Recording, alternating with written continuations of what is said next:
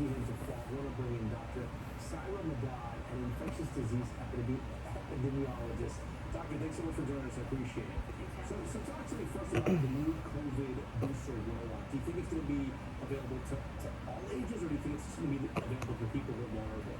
That's a great question. So we have a process here in the United States. So this week FDA is going to discuss and officially give the thumbs up. But then the CDC, in which they have a committee called the ACIP, they are a group of experts that meet and they discuss who in the United States is eligible for the updated COVID-19 booster vaccines. That has not happened yet. They're going to be meeting on the 12th. I'm assuming that certainly individuals that are high risk and compromised are going to be in that category.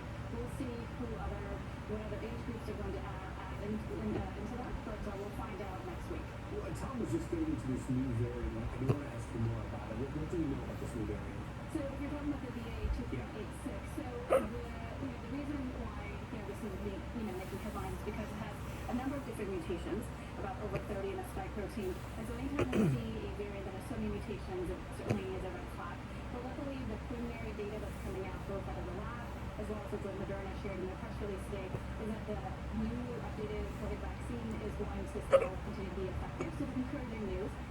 So right now what we know about the current variant is we don't know if it's going to cause more severe illness. Preliminary data is not showing that. Where this variant is being detected in the United States, we're not seeing a rise in hospitalizations or ED visits, which is good news. Our current treatment packs of it, for example, is still effective. Testing still works. And so right now, luckily, it's all encouraging news, but it's something that we continue to keep a close eye on. You know that big headline that Moderna's vaccine at least will combat this type of COVID variant. I also know that with this new variant, you should test yourself when you feel like you're sick. You should test yourself, but then test yourself in a couple of days because on some of the old tests, it's not appearing right away. Have you heard this too? Yeah, absolutely. So it depends on folks